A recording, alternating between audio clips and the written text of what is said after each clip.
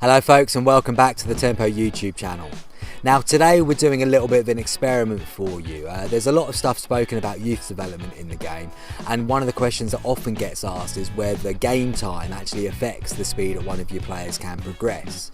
So what we've done through an excellent piece by Off the Pitch is that we've had a look at all that, and we're going to go through and show you some of the results that we came up with when looking at whether game time does affect the speed at which one of your players can develop. I hope you enjoy the content. It's a fair few things that you might want to jot down, so get yourself a pen and paper, and if you want to see the original article, look at the description below. So almost all long-term one club saves on Football Manager have some focus on developing youth. Almost everyone loves seeing one of their own players coming through the ranks, and almost everyone loves talking about youth development. Thanks to the two statements I've just made, it's clear that youth development is one of the biggest talking points in the Football Manager scene. So many people talk about the new generation of players coming through their club and what to do with them. So many people have attempted to debunk the myths of youth development, but how much difference does playing a young player make to his actual development? Well, it's clear to most people that game time in real life is key to good development. No player becomes great by not playing football. So to test this in Football Manager, I had to create a controlled environment. And this is what we're going to discuss next. So let me remind you of the Oxford English Dictionary definition of a controlled environment, because of course you probably don't know it. An environment which is artificially regulated to ensure conditions such as temperature, air quality, etc. remain stable, the condition or state of such an environment. Now, I created a controlled environment by making a custom database. As an aside, the Football Manager editor is not a fun tool to use. I created our test league in South Africa with 13 teams so we could get a good sized league with plenty of games. 13 teams with duplicate players being played in duplicate tactics, a perfect setup for the experiment. Attributes started at 8 for all players, except for a few mental attributes which started at 10 thanks to the mysterious world of the editor. This is key as we need to be able to easily compare attributes. We also have pretty average training facilities at all clubs, which means that when using this information in your game, you'll need to take that into account. We did not train the players in any specific way either, meaning no specific role or attribute training. The whole squad was trained on balance with a medium intensity. So let us take a look at a particular player. Team 13 came mid-table, so we're average. If we look at their most played player, who played in 23 of the 24 games, we can see that if all of his attributes started at 8, bar the few mentals mentioned previously, he's received some good growth.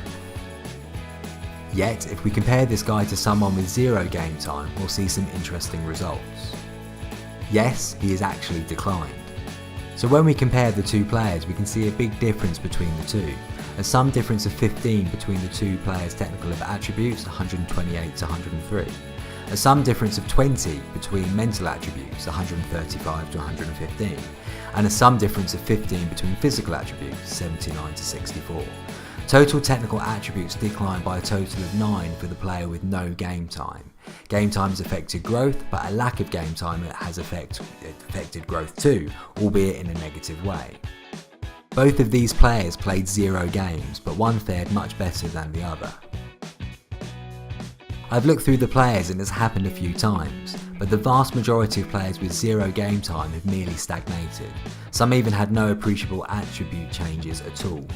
I found a player with 14 starts whose technical attributes did not change. He had an average rating of 6.56 across these 14 games. So does that mean average rating affects development? This guy had the highest average rating across the season, 21 starts, but has not particularly improved. Perhaps it doesn't have a big impact. The player with the most appearances, 28 starts and 2 substitute appearances including friendlies, improved, as you can see, a good amount. And the average player came in with around 12 games and improved like this guy. So in conclusion, does game time affect development? Yes, but seemingly only after a certain amount of appearances. Does it matter how much game time you give developing players? Well, yes, but only if you're willing to commit to it. It might be worthwhile keeping a player in the youth squads if you aren't going to be playing them regularly. Coaching and facilities do come into play. Players who played absolutely 0 football did in some cases decline, which for me was both surprising and unsurprising. Being young did not counter the lack of game time. So it has to be worthwhile getting players on the pitch, but it would be interesting to see how this changes their development if they are playing in a poor division versus a good division, or in first team games over youth games.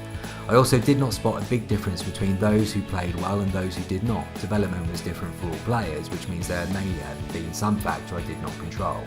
It is that, or there is some form of complex algorithm which we have no hope of cracking wide open. I suspect the latter, though don't completely rule out the former.